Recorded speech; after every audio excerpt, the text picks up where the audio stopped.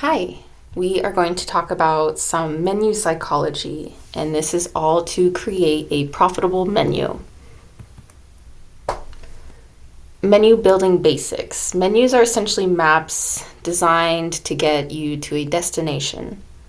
Most businesses actually have menus and not just restaurants. Anytime anyone is selling a service, a menu helps organize and distribute information to customers. You can see this at like a nail salon or a car wash or a cell phone provider.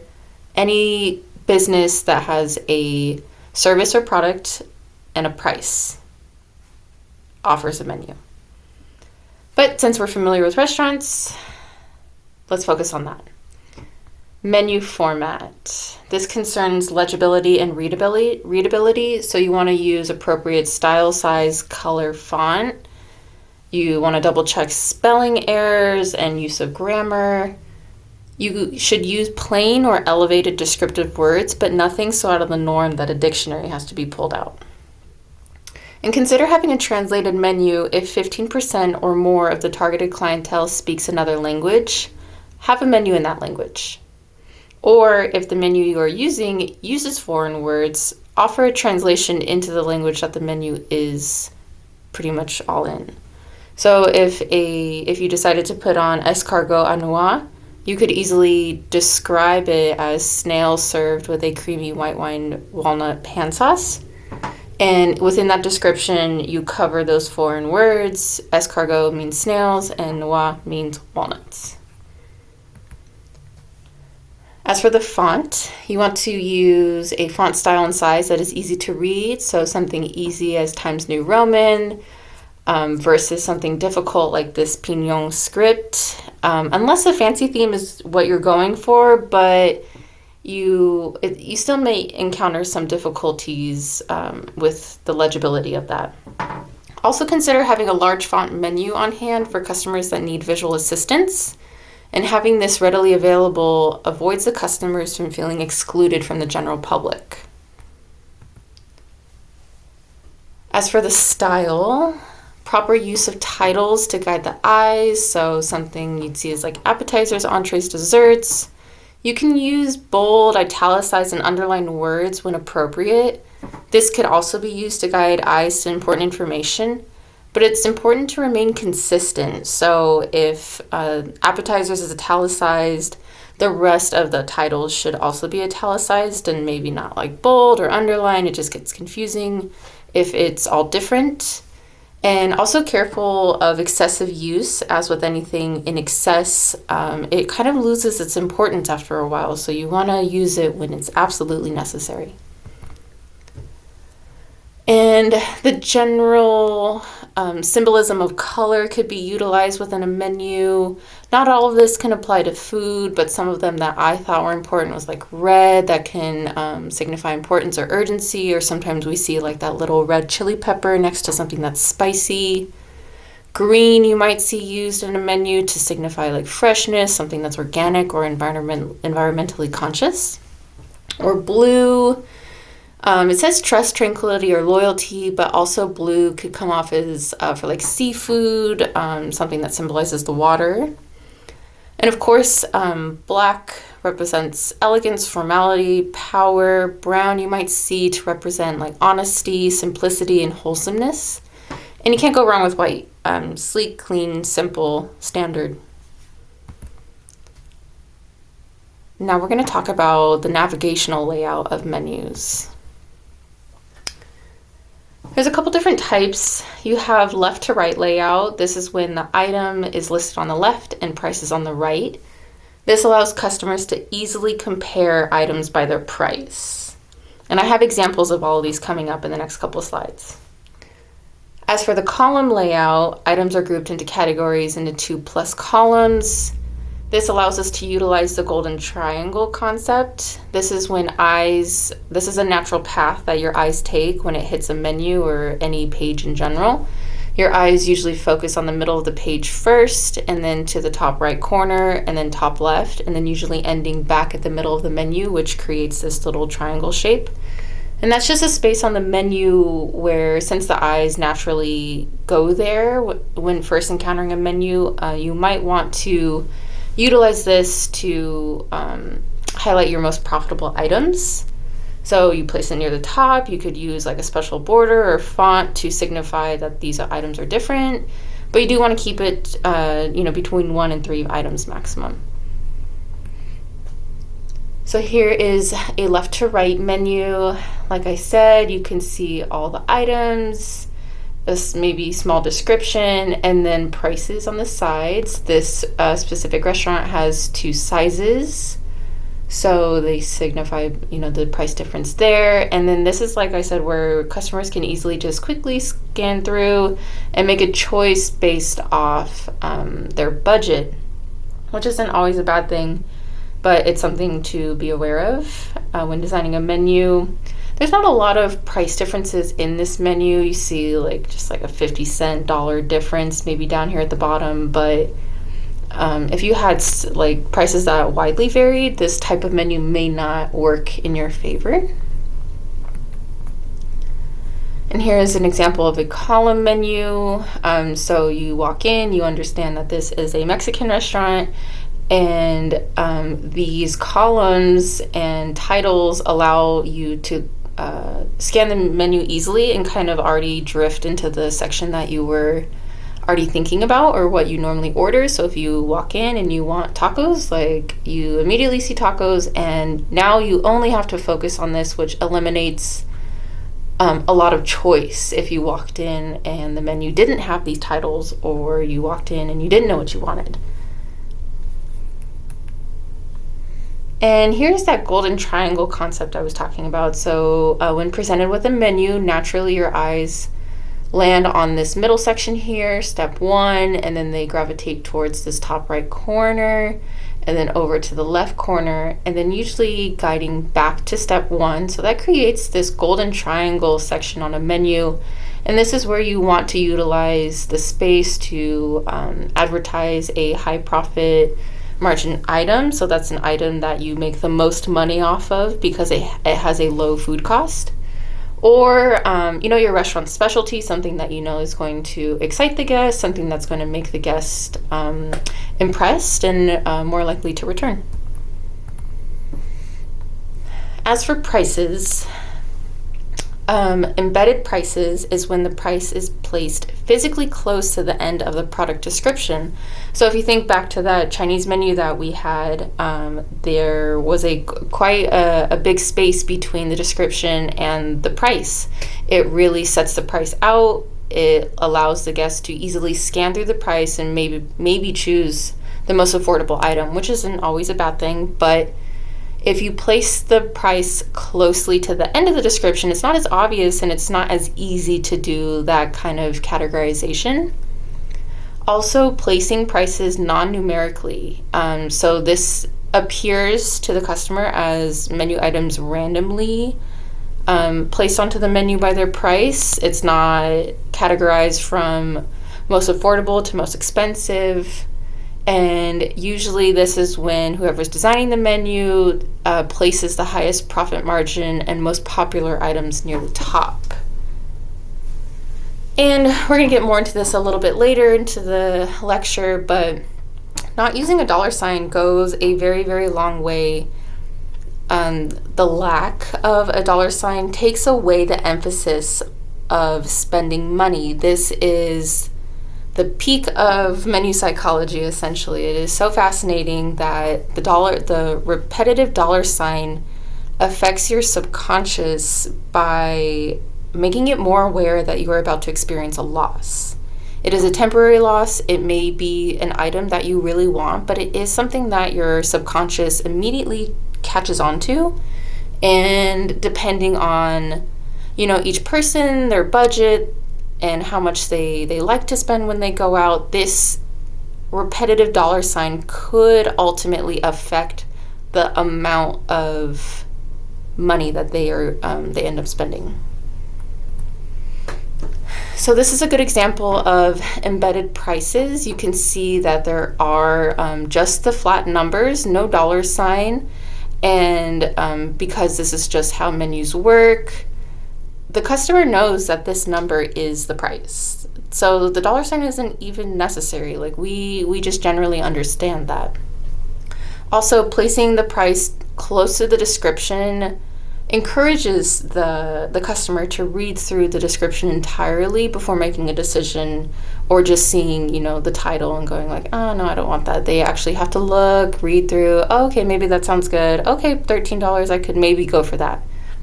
Also, this is not numerically ordered, so you see it goes 13 down to 10, down to 9, back up to 13. So there's no rhyme or reason to this. At least that's what the customer thinks. The manager might have zucchini fries placed strategically because the customer first encounters a higher priced item, and then, okay, zucchini fries, that's $10. That sounds good. And this is probably the highest profit margin item that they have, because zucchinis aren't that expensive. They are just battered and then served with a dipping sauce. And this could be the most profitable item for the restaurant in comparison to these other 4 items. And that's why it could be placed in the middle here, because you encounter a higher price, a middle price, the cheapest price, and then back up to that high price again. So this ultimately kind of comes off as the best deal for the customer. And of course, no dollar signs. So, description. Consider your menu to be a salesperson. It should be attractive and have unique pitches, but also remain concise and appropriate in length. The longer the description, the longer it takes for the customer to read through it. The longer it takes for the customer to read through the menu, the longer they are at the table. The longer they are at the table, the longer they are in the restaurant, and this affects table turnover rates. You want to have a high table turnover rate. That just means how many times the table is reset within a service, so however long your restaurant is open. You want to have a high table turnover rate so you're earning more money, essentially. So shortening the process of the decision making within a menu actually ultimately increases your table turnover rate, as long as you are, consistent in business. So that's why having just really appropriately lengthed descriptions is important. You don't want to have a novel. You don't need to have a novel. No one wants to read that novel. Also, avoiding superlative claims. So, something like the best or world famous, that is completely opinionated. It might be amazing. I'm not saying it's not, but you will find someone that will challenge that, and they will die on that hill with that restaurant for sure. So don't even give them that chance. Try something like line caught, grass-fed, hand-cut, as long as they're truthful. Now, menu design. Everyone has their own taste and style, but there are some things that you should abide by, and that is the use of negative space. Negative space is the empty space within a menu, because clutter can be overstimulating and stressful, and you want to avoid creating unpleasant feelings around decision making within your business, because that is essentially directly connected to your business at that point. And also remaining consistent. This creates fluidity. This affects the trained and untrained eye. The trained eye, someone like me, or like you guys are going to be after this lecture, you will start to notice the small differences within a menu. Like, okay, the spacing is off here. Why did they use a different font there? Does that mean anything? The sections are not labeled the same. It's just, it can be kind of annoying sometimes to know all of this information, but it is a good thing to know. And to the untrained eye, they may just notice that something's off, that the reading experience is not as pleasurable as it could be, and that's why keeping fonts, spacing, themes throughout the menu is important. So here's a example menu that uses great negative space. It has all this negative space up top, which creates this focus on the type of menu that you have, maybe the location, the name. So good focus there. This is like within that golden triangle section too, so it highlights the business's name. Oops, sorry. Titles, so they have a columned menu and they divide it into 3 sections. You have appetizers, your mains, and then desserts. And they use columns, so they do have a good amount of items to offer. And to prevent a 2-3 page menu, they just utilize columns to create a 1-paged menu. And this is just an example, so it's not necessarily something. I wanted to focus on the negative space with this, but you can see here that they have all the dollar signs, and just imagine it if it didn't have the dollar signs, how much better it would look. This also does not use embedded pricing. The pricing is off to the side, and now that I just drag my mouse down, I can see that there is a little difference in the spacing here. The alignment is off. I'm not sure why these prices are off to the side and these are all in line. These are all in line. See, these are the little things that you're gonna now pick up on after this lecture. I'm sorry and you're welcome. As for physical menus, the different types are the traditional printed menu. Ensure that the quality of the material used to manufacture these reflects the quality of the business and the products and services that it provides. So this is, like I said, that one of the first things that the customer encounters, especially upon a first visit, and you really want to make a good impression through the menu. Having an online menu and QR codes to that online menu is crucial these days. I mean, ever since COVID, that became very popular because it helped counter any sort of like cross-contamination that can happen through menus. So it's a good sanitary approach to providing the information to the customers. It also shows that, you're a modern business, you're keeping up with the trends. And this actually works in the business's favor because this is a huge money saver. Menus are so expensive, especially if you are changing your menu, anywhere from like 1 to some menus change weekly. Like imagine the cost of that. You could get an in-house printer, but then the quality isn't as good. So having an online menu takes away that cost. It also takes away the cost of all the labor associated with keeping menus. If menus need to be cleaned, menus need to be collected, menus need to be picked up from the printer, all that stuff, it all adds up in the end. And then there are to-go menus that double as advertisement and provides easy access to the customer after they have left the business. That also just keeps your business's name within the household. And other types of menus you might see are the tabletop menu, which you find those little tents on a table. This usually suggests a high profit margin item. So this is an item that does not cost the restaurant a lot to make, but it is priced appropriately, so they are actually reaping a lot of benefits from that menu item. Placemat menus provide easy access to the menu. It's a constant reminder of the product that is available to the customer and acts as a conversation starter at the table. And chalkboard menus are a good free advertisement. Put that outside and you might catch some foot traffic that you may not have had without it. And this next section is all about influencing guest choices, and this comes from a website called Foodable. All the sources are cited at the end. They emphasize limiting choices, and I am a huge proponent of this. I love a small, concise menu. To me, this just shows intention. It shows the expertise of the restaurant, and I am more inclined to eat at a restaurant that has a smaller menu, rather a larger menu. So, having a narrow focus on cuisine and specialties. You are showcasing what you know and what you can do best.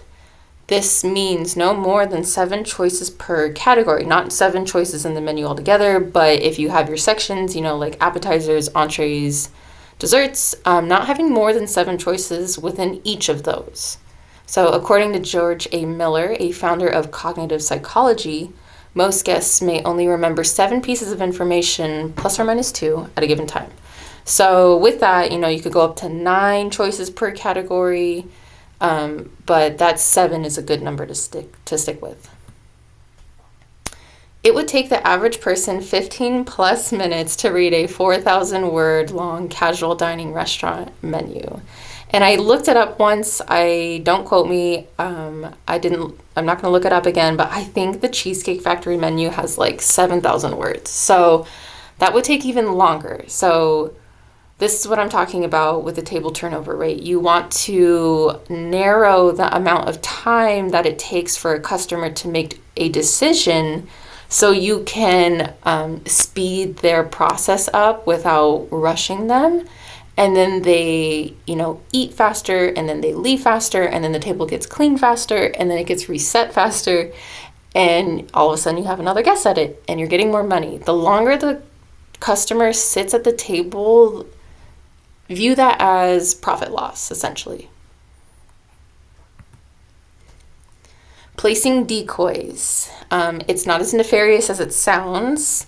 This is just to influence a more profitable choice between 2 items by introducing a third, more valuable option. So the example here is fries for $5, cheeseburger for $10, but a cheeseburger and fries together is $11. So the middle option gives a frame of reference to encourage the more valuable, more profitable choice. That cheeseburger is the decoy, because who would walk up and order just a cheeseburger, no fries, unless they are really adhering to, a diet maybe. But, they might feel that loss going like, it's just $1 more for fries, but, I don't need it, or, I'll get it. So having that cheeseburger solo option is actually what creates that combo deal to look more valuable and more profitable. Social proof. Having a social presence is inevitable these days, and I think we're only getting deeper into that inevitability. So, being aware and being active on review websites is beneficial. That's like Yelp, TripAdvisor, Google, anything else that comes up. These are good and bad for businesses. I don't typically use them because I understand from a manager's perspective what they do to restaurants, and I don't think it's fair. But it does exist. There are people who use them religiously, and restaurants can benefit from being active and commenting on both good and bad reviews. Social media, being Instagram, Facebook, TikTok, this is free advertisement, and this is the platform for a business to use to create its own image. So this could help counter any negativity experienced anywhere else.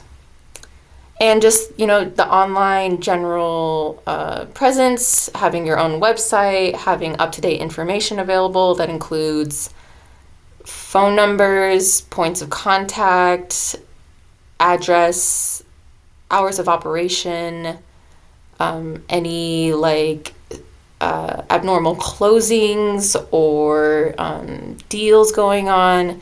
And ultimately, this just shows that there's consistent effort being put into the business, and that also psychologically makes people want to be a part of and encourage and support, especially if it's a small local business. Okay, so we're back to those dollar signs. It's actually called semantic salience. So semantics is the relationship between signs and symbols and their meaning. And then salience means how noticeable and important a symbol's meaning is to a specific situation or decision-making process. So again, that main focus on a menu, the biggest qualm, the dollar sign. You can see here that there's $14 written out with the 2 zeros or not the 2 zeros versus 14 without a dollar sign, or even 14 written out in letters. The dollar sign can be a subconscious reminder that spending money is inevitable and therefore a loss is going to be experienced, especially when it is very, very, very repetitive. Just dollar sign after dollar sign after dollar sign really affects you subconsciously. So the absence of the dollar sign softens the price. It doesn't trigger that sense of loss. And we're at the end, so let's go over the main points. Fonts, styles, size, color, and legibility ensures that the customer can actually read and understand a menu. The psychology behind the navigational layout helps increase profits by strategically placing them or removing items in a menu. How tangible menus are presented and what they are made of is one of the first impressions a guest makes when entering a business. And knowing how to influence a guest's choices is detrimental to the sustainability and longevity of a business. Also, the emotional value within this whole process. Taking guests' perceptions, conscious or subconscious, into consideration are key to creating a thriving business. Being prepared for guests' needs show the thoughtfulness put into a business. So that could be like having a large font menu or a translated menu on hand. Also, accommodating to guests' needs creates a sense of community and inclusiveness.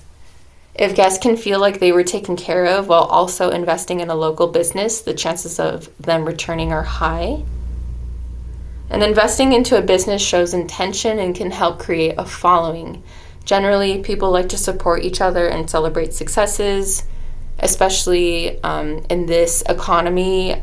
More people value small businesses. They understand the risk that the business owner is taking and usually like to help keep their business afloat.